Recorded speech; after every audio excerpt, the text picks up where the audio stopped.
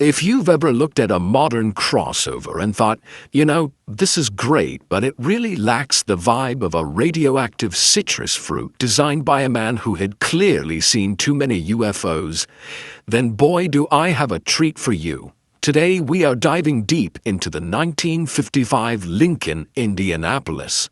It is a car so bright it'll give you a tan just by looking at it, and so weird that it makes a Cybertruck look like a beige Camry. It is the automotive equivalent of a fever dream you'd have after eating too much pepperoni pizza and watching The Day the Earth Stood Still. But before we peel back the layers of this Italian-American orange, do me a massive favor. Hit that subscribe button and ring the bell like it's a 1950s dinner gong. We've got more weird metal coming your way, and you don't want to be the one left driving a boring car while we're over here exploring the outer reaches of chrome-plated madness. Now, let's get into it. The year is 1955. Dwight D. Eisenhower is in the White House. Everyone is smoking like a chimney, and the space age isn't just a trend, it's a collective obsession. Everyone wanted to go to the moon, but since we hadn't quite figured out how to do that without exploding, we decided to make our cars look like they could fly there instead. Enter Felice Mario Boano. Now, if you haven't heard of Boano, just imagine an Italian designer who looked at the streamlined, elegant Ferraris of the era and said, "That's cute, but what if I made something that looked like it was powered by pure adrenaline and tang?" Boano was a styling genius who had previously worked for Ghia, but he wanted to strike out on his own and show the world that he could out-future the Americans using an American chassis. He took a Lincoln Capri, which in 1955 was already a big, wafting boat of a car meant for successful accountants and people who enjoyed soft suspension, and decided to strip it naked. He threw away the body and started from scratch. The result was the Lincoln Indianapolis. If the name Indianapolis makes you think of the high-speed oval track racing of the Indy 500, you're on the right track, because this car looks like it's doing 150 miles per hour while parked in a garage. It looks fast, it looks dangerous, and it looks like it might actually be able to travel through time if you hit 88 miles per hour. Though, in 1955, hitting 88 miles per hour in a Lincoln usually involved a very long hill and a tailwind. Let's talk about the exterior, because your eyeballs deserve an explanation. The first thing you notice, aside from the fact that it's orange enough to be seen from the International Space Station, is the silhouette. It is low, long, and incredibly wide. The front end features stacked quad headlights, which was a radical move in 1955.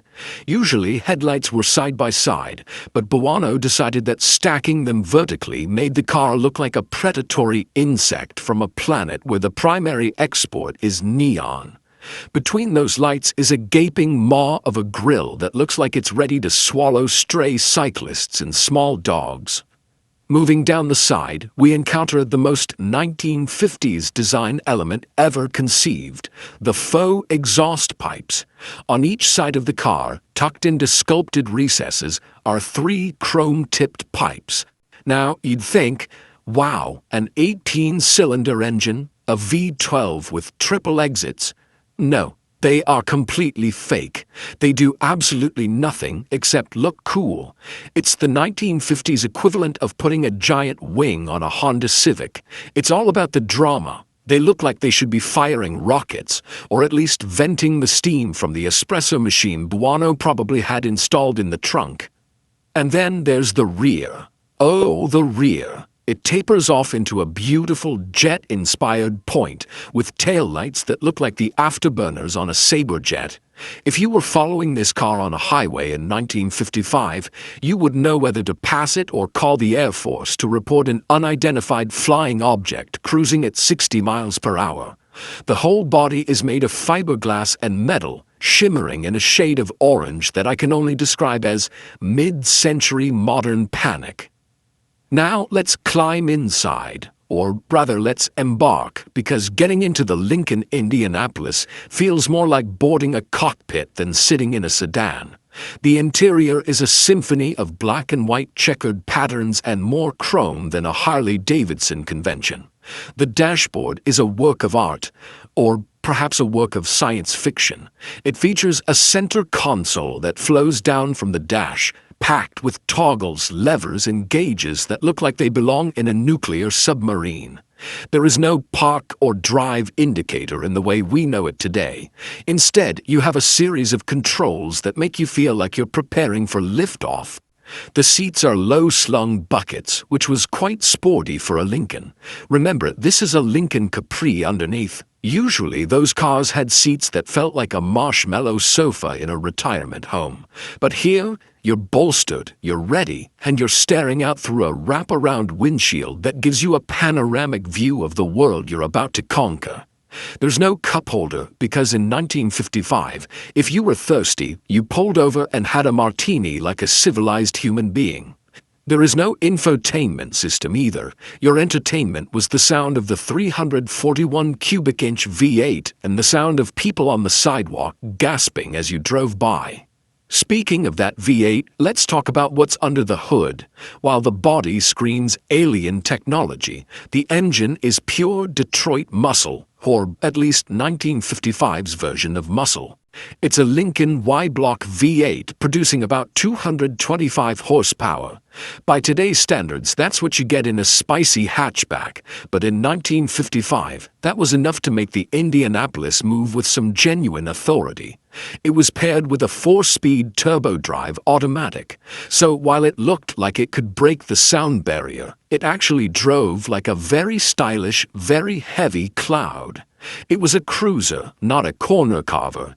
If you tried to take a sharp turn in this thing at high speeds, the tires would probably file a formal protest and quit on the spot. But that wasn't the point. The point was to look like the future had arrived, and on that front, it succeeded 1000%. The history of this specific car is almost as wild as its design. It made its grand debut in the Turin Motor Show in 1955, where it basically punched everyone in the face with its sheer boldness. It was the star of the show. People had seen concept cars before, but nothing quite like this Lincoln. Eventually, the car found its way into the hands of Henry Ford II.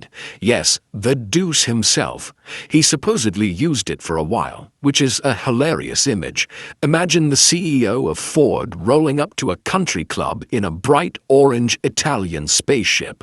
He eventually gave it to a friend, and from there the car fell into the usual cycle of being sold, forgotten, and slightly neglected. At one point, it was even painted a different color. Somebody actually looked at this glorious orange masterpiece and thought, you know what this needs? A nice, sensible shade of blue. Thankfully, the car was eventually rescued and underwent a massive restoration to bring it back to its original, retina-searing glory. It even won its class at the Pebble Beach Concours de l'Elegance, which is basically the Oscars for cars, except with more champagne and better hats. So why does the 1955 Lincoln Indianapolis matter? Why are we talking about an orange one-off that never went into production? Because it represents a moment in time when why not was the most important question in a designer's mind. Today, cars are designed by committees and wind tunnels and spreadsheets. They have to be safe, they have to be efficient, and they have to appeal to everyone from 18 to 80. But the Indianapolis didn't care about any of that. It didn't care if the fake exhaust pipes were silly. It was a statement. It was a bridge between the old-world craftsmanship of Italian coach building and the brute force optimism of American engineering. It's a reminder that cars can be art. They can be weird, they can be bright orange and have too many buttons. If you ever feel like the world is getting a bit too boring, just remember that in 1955 a guy named Boano took a Lincoln and decided to turn it into a citrus-flavored rocket ship. And honestly, isn't that the kind of energy we all need in our lives? Next time you're stuck in traffic behind a gray SUV, just close your eyes and imagine you're behind the wheel of the Indianapolis, toggling your chrome switches and preparing to blast off into the neon sunset. Just Don't actually close your eyes while driving. That's how you end up in a ditch, and trust me, no one wants to see a beautiful orange spaceship in a ditch. Thanks for riding along with us on this journey through the orange-hued past.